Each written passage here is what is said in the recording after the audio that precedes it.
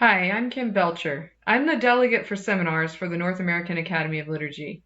And with Ed Foley, I facilitate the Emerging Scholars group.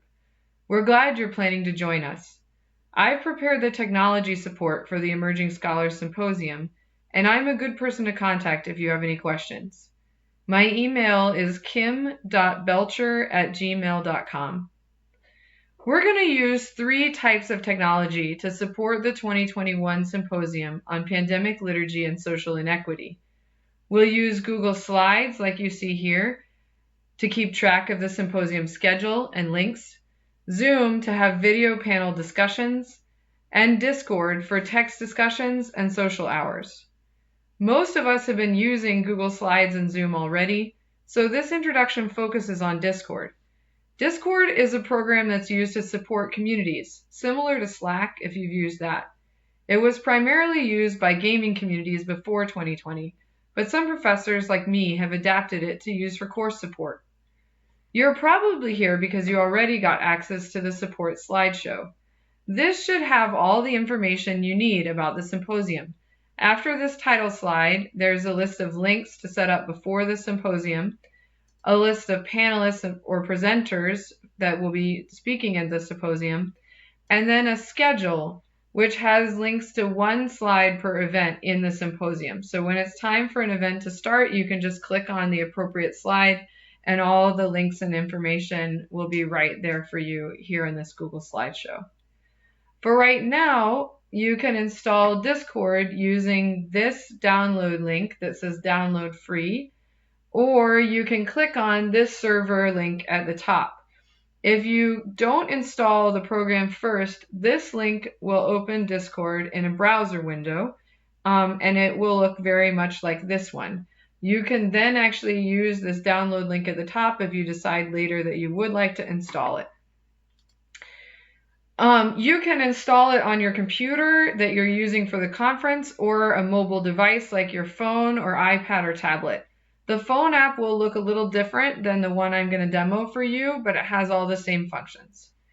Once your window is open after you've installed it and clicked on that link, you will be looking at a window pretty similar to this one.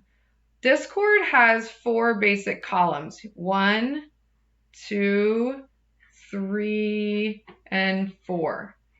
On the far left at the very top, clicking this Discord logo will bring up your friends list. These are all the people I've ever messaged, and your personal settings. So if you would like to set some things up or send a message to a friend, you would use that button. Underneath that, you can see a picture for each of the servers that you're a member of. I used Discord this semester for my office hours, which was really wonderful. So if I click on this server, it'll bring up all my office hour communications, and you can see my students were forthcoming with memes this year. Our server for Emerging Scholars, however, has a photo of the interior of Sagrada Familia in Barcelona, and if you hover over it with your mouse, it'll say NAAL Emerging Scholars.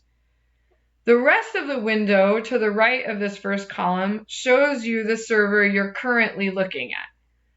So on the far right, you can see a list of the members of this server, which ones are online and which ones are offline. Right now, I'm actually the only person that's online at this server.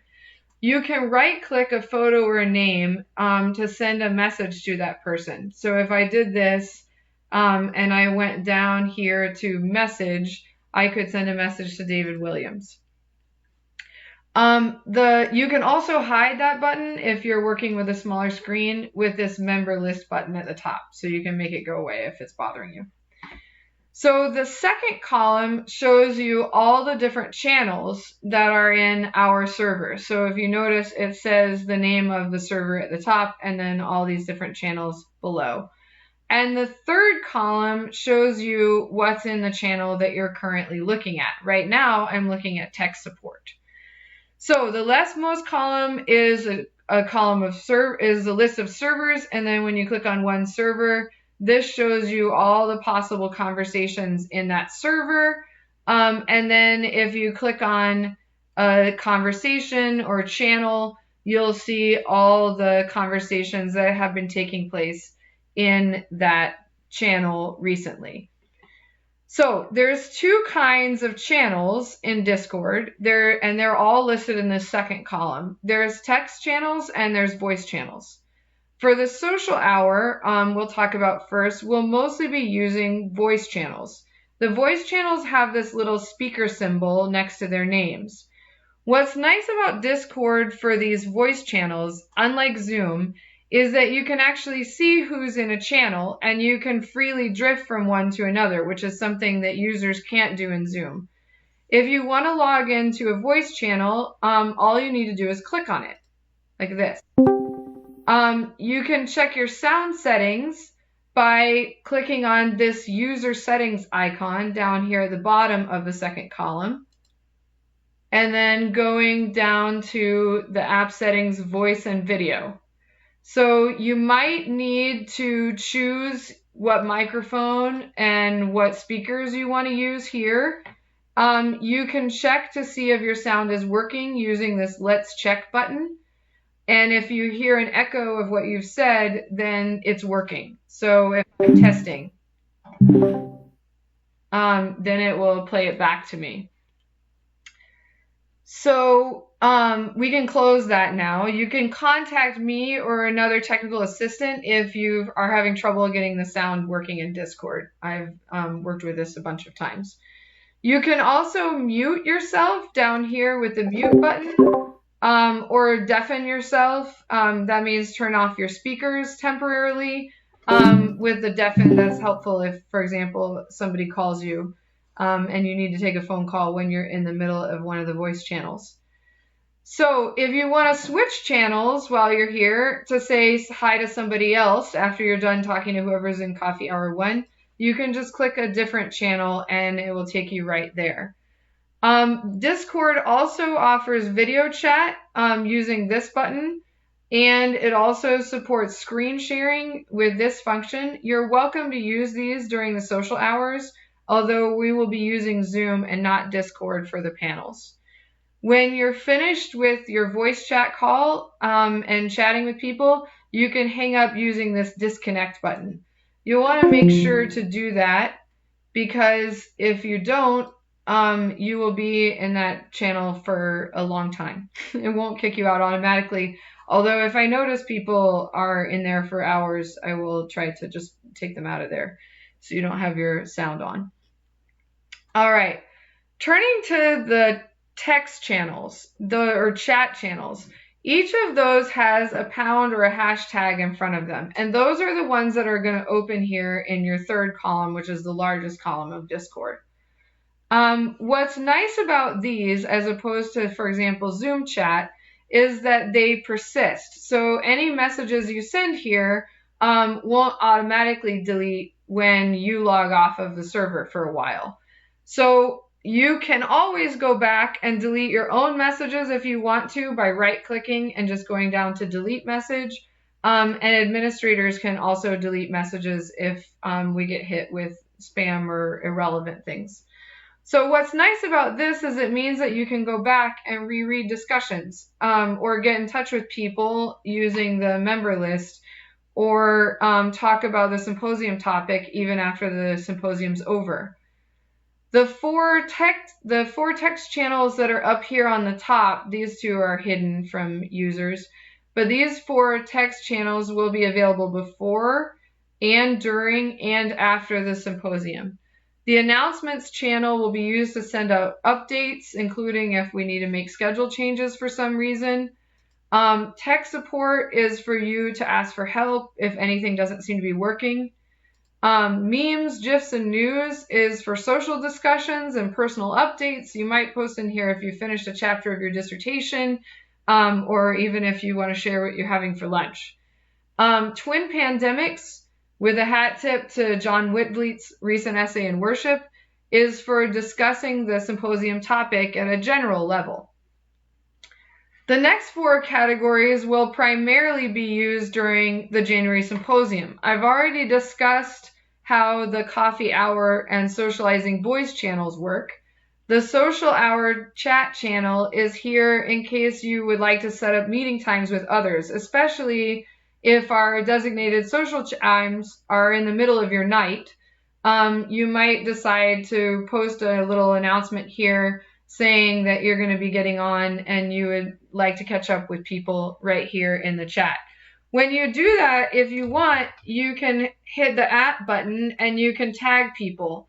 So if I tag Gerald, for example, I can tag him directly. That message will be public, so everyone will see it, but it will send him a little alert that tells him that I sent a message saying, hey, are you available to talk at 1 p.m.? All right, so that's what the social hour is for. The other category, the panels and presentations, relates to our 3 panel times. Each of our panels of papers will be posted with a link on the support slideshow to a pre-recorded video on YouTube. This will be posted right here once we have the recorded videos uploaded.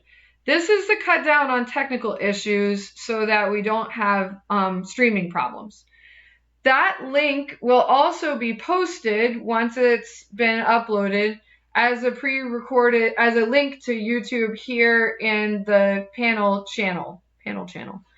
You can watch the panels at any point, even though there's time built into our schedule that that many of us will be watching them in real time. You might find that that's in the middle of the night for you or otherwise inconvenient, and if so, you're welcome to watch them before or after the question and answer session. If a question comes up while you're watching the presentations, you can actually put that question right here into the corresponding text channel. So if I'm watching Sarah Johnson's presentation in the first panel and I have a question for her, I can open the panel 1 channel and type the question into this box. And if I want, Sarah's not a member of this server yet, but I can @ her and to make it clear that that's whose presentation my question relates to.